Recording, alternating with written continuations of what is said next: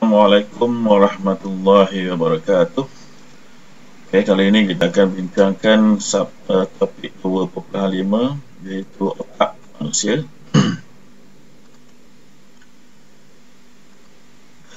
Jadi ini adalah struktur otak manusia pandangan sisi. Okey, jadi otak dibahagikan kepada beberapa bahagian.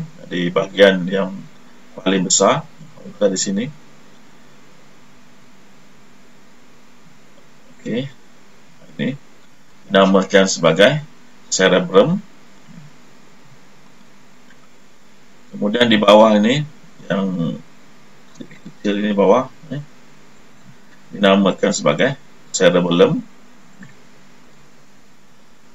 Dan seterusnya di bawah ini yang bersambung dengan saraf tunjang dinamakan sebagai medulla oblongata. Jadi itu tiga pembahagian yang ada pada otak manusia. Yang pertama sekali kita tengok dulu untuk cerebrum, terdiri daripada dua hemisfera. Sebenarnya otak kita ni dia terbahagi pada dua lah. Kalau cikgu nak buatkan di sini bentuk dia macam ni, kalau tengok daripada depan lah, dia terbahagi ada hemisfera kiri, ada hemisfera kanan. Di tengahnya ada hubungan lah. Okey, yang kedua ianya merupakan bahagian otak yang paling besar dan terdiri daripada jirim kelabu yang berlipat-lipat. Jadi fungsi berlipat-lipat ini adalah untuk menambahkan luas permukaan, dan bila luas permukaan bertambah maka lebih banyak neuron akan dapat disimpan pada otak ini. Dan tugas cerebrum adalah mengawal pemikiran, ingatan, juga mengawal aktiviti terkawal. Terkawal ini biasanya aktiviti yang kita sedar lah, juga mengawal deria, contohnya penglihatan kita, pendengaran kita.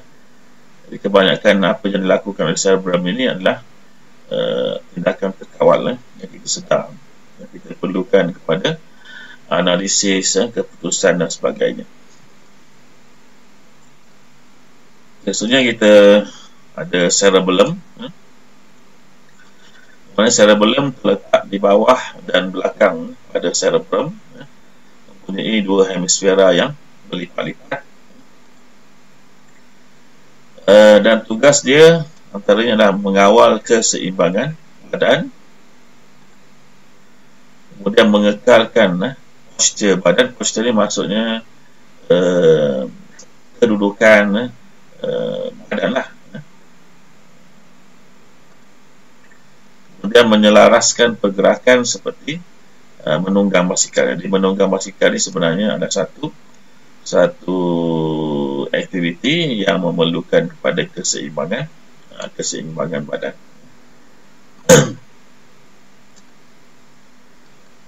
Seterusnya untuk medulla oblongata terletak di bawah cerebrum, di tempat dia, dan bersambung dengan saraf tunjang,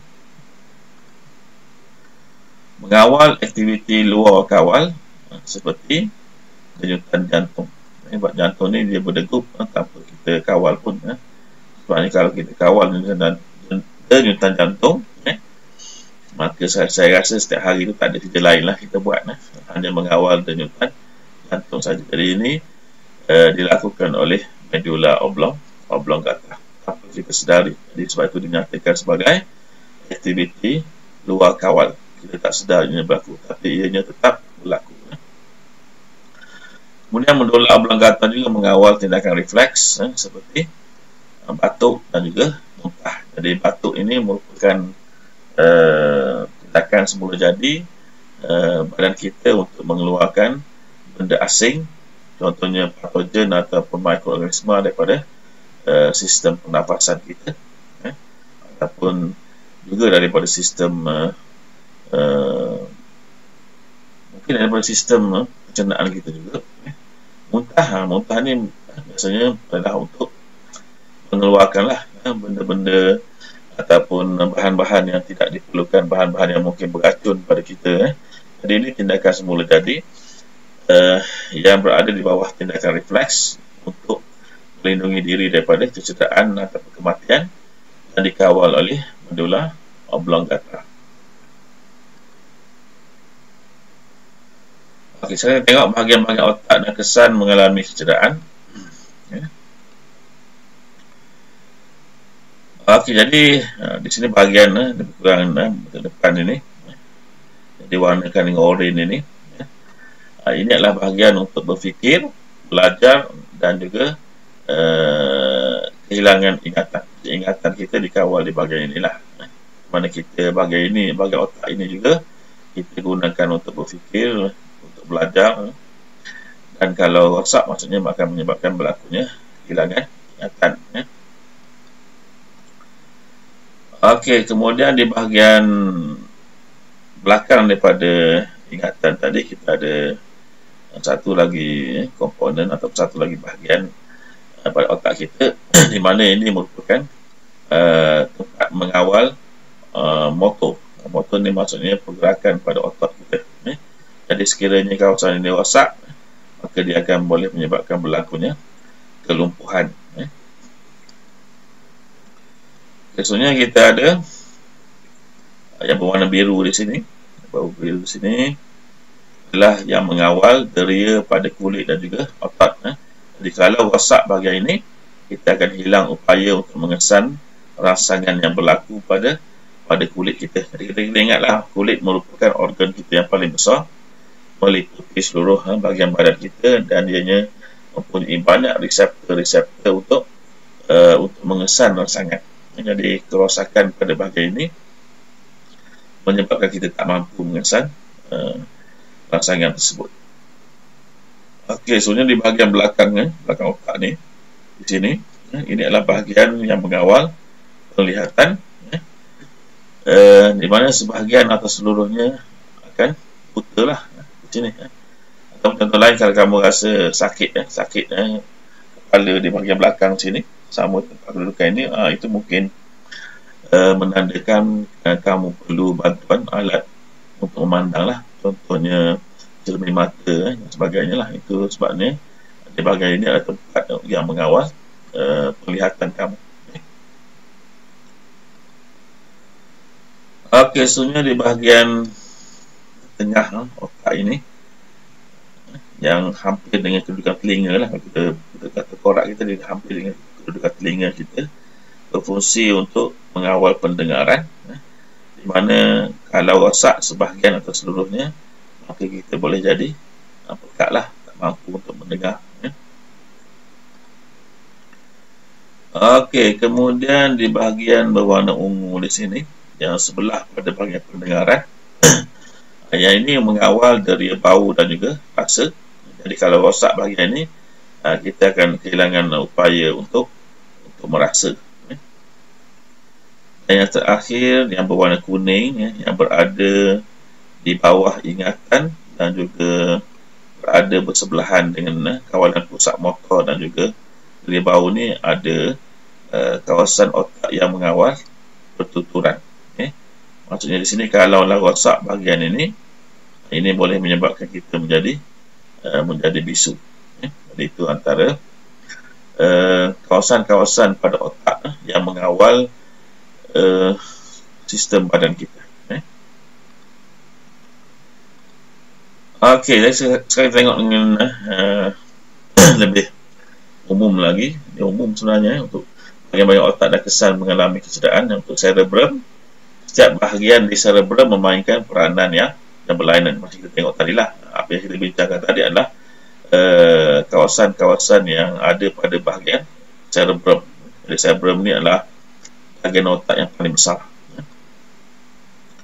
Dan kecederaan di bahagian berbeza menyebabkan kesan yang berbeza dalam badan. Maksudnya bahagian otak kita ni ada pengkhususan dia. Ada kawasan-kawasan tertentu yang melakukan tugas-tugas yang tertentu. Dan untuk cerebellum lah, tugasnya mengawal koordinasi badan dari segi pergerakan dan juga keseimbangan badan. Kecederaan akan menjejaskan pergerakan dan keseimbangan badan kita. Pesan dia. Kemudian untuk medula oblongata, ianya mengawal aktiviti luar kawalan. Luar kawal, jadi kecederaan boleh membawa maut kerana ia mempengaruhi aktiviti kehidupan yang penting seperti pernafasan dan juga denyutan jantung. Jadi ini biasa berlaku kalau orang insiden patah tengkuk dia atau patah leher dia, sebenarnya dia akan memutuskan hubungan di antara medula oblongata dengan saraf tunjang. Jadi bila terputus hubungan antara keduanya, kalau berlaku patah leher atau patah tengkuk ni, dia sebenarnya akan merentatkan tindakan luar kawal seperti pernafasan dan juga denyutan jantung. Jadi ini yang menyebabkan maut pada orang yang aksiden yang mengalami kecederaan pada bahagian leher atau tengkuk ni lah. Okey, sekarang tengok lebih lanjut lagi otak manusia, tindakan terkawal dan tindakan luar kawal. Persamaannya, kedua-duanya melibatkan sistem saraf pusat dan juga sistem saraf periferi. Jadi untuk yang terkawal, biasanya dikawal oleh bahagian otak paling besar, dinamakan sebagai cerebrum. Yang luar kawal pula dikawal oleh medula oblongata. Okay. Perbezaan yang kedua, yang terkawal melakukan aktiviti yang kita sedari. Apa sahaja kita sedari sedang berlaku merupakan tindakan terkawal. Manakala tindakan luar kawal pula melakukan aktiviti tanpa kita sedari. Contohnya jantung kita berdenyut, kita bernafas, kita mengambil oksigen dan menghembus keluar oksigen. Itu berlaku secara luar kawal, bukan kita sedari pun. Kalau kita nak sedar boleh, maksudnya kita ambil masa dan kita fikirkan apa yang berlaku, ya boleh. Tapi kebanyakannya di sepanjang hari, sehari-hari kita ianya berlaku tanpa kita sedari, tanpa kita kawal. Okey, perbezaan yang ketiga untuk tindakan terkawal, aktiviti boleh dikawal. Aktiviti boleh dikawal. Manakala luar kawal, aktiviti tidak boleh dikawal. Biasanya untuk yang tindakan terkawal melibatkan sistem saraf soma, manakala untuk yang luar kawal melibatkan sistem saraf autonomi. Saraf soma ni maksudnya badan. Saraf soma ni maksudnya saraf yang ada di sekitar badan kita lah. Manakala saraf autonomi pula, ini yang khusus pada sistem-sistem tertentu yang berlaku tanpa kita sedari. Maksudnya di sini yang berada di bawah saraf autonomi ini, pusat kawalannya adalah pada medula oblongata. Manakala untuk yang terkawal ni, pusat kawalan ni pada cerebrum lah. Autonomi ni maksudnya seolah-olah dia boleh membuat keputusan sendiri. Jadi itu sebenarnya yang berlaku. Degupan jantung kita berlaku tanpa kita kawal, maksudnya dia seolah-olah kalau kita ada negara ni macam negeri lah, di mana negeri pun ada kuasa, negara pun ada kuasa. Jadi dia boleh melakukan kerjanya menggunakan kuasanya sendiri. Okey, sebenarnya perbezaan untuk yang terkawal, kadar tidak balas boleh dipercepat atau diperlahankan kerana kita boleh kawal dia, sedarinya berlaku. Manakala untuk yang luar kawal, kadar tidak balas adalah cepat. Ini tak boleh kawal, dia berlaku secara automatik. Contohnya bila kita berlari, jantung akan terus saja berdegup dengan lebih kencang. Bila kita tidur, degupan jantung menjadi rendah. Jadi itu berlaku tanpa kita sedari dan dia berlaku tanpa kita kawal.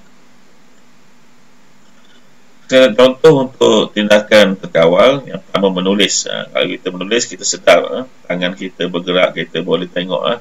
Contohnya cikgu sedang mengajar, cikgu menulis kat depan, kita boleh tengok, kita boleh faham, kita boleh tulis semula. Jadi itu berlaku secara terkawal, berlaku dengan kita sedarinya. Menari pun sama. Contohnya kita mendengar lagu, tiba-tiba kita membangun menari, mengikut rentak lagu. Jadi itu maksudnya kita boleh mengawal pergerakan yang berlaku pada pada badan kita.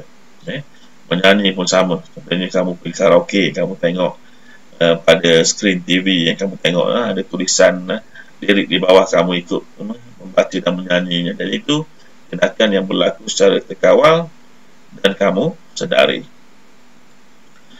Manakala untuk tindakan luar kawal pula, contoh diberikan di sini denyutan jantung. Jadi ini jantung berdenyut mengikut keperluan oksigen badan kita.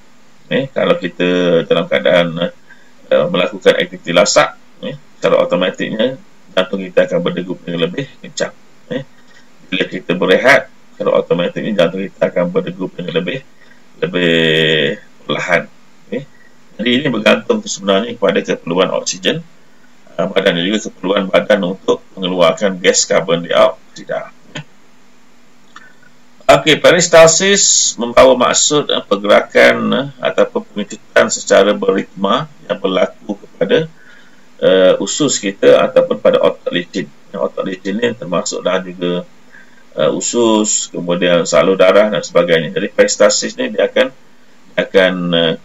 mengecut, dia akan rehat, dia akan mengecut dan rehat secara beritma. Beritma ni maksudnya secara sistematik lah, dia ada susunan dia. Jadi peristalsis, contoh bila kamu makan, kamu kunyah nasi, kamu telan. Jadi nasi tadi yang kamu telah kunyah, yang telah ditelan tadi, dia akan bergerak di sepanjang sistem salur pencernaan kita. Jadi ianya ditolak dengan denyutan ataupun dengan pengucutan dan juga pengembangan otak usus yang dinamakan sebagai peristalsis. Jadi dia bergerak sepanjang salur pencernaan kita sampailah habis siap pencernaan dan kita keluarkan melalui dubur kita. Jadi itu merupakan tindakan dinamakan sebagai peristalsis. Kemudian perkumuhan. Perkumuhan pun kamu tak kawal. Jadi bila badan kamu perlu untuk berkumuh, maka dia berlakulah. Contohnya bila kamu kepanasan, maka sistem badan kamu akan menghasilkan peluh, contohnya pada kulit kamu. Jadi peluh tadi dihasilkan tanpa kamu sedari, untuk menurunkan suhu badan kamu. Jadi itu tindakan luar kawal. Okey, ini contohlah untuk analisis soalan di bawah subtopik 2.5 ni otak manusia. Tapi ini untuk mula daripada tahun 2005 sampai 2012.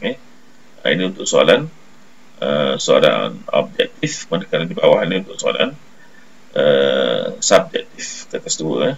Jadi kita ada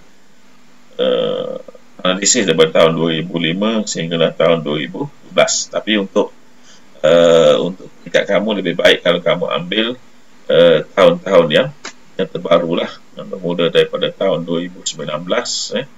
Kalau boleh sampai 5 tahun lah, 2019, 2018, 2017, 2016, 2015. Paling kurang pun kamu carilah soalan-soalan tahun-tahun lepas untuk 5 tahun. Mula daripada tahun 2015 hingga 2019 untuk praktis kamu. Jadi kita berhenti di sini. Assalamualaikum warahmatullahi wabarakatuh.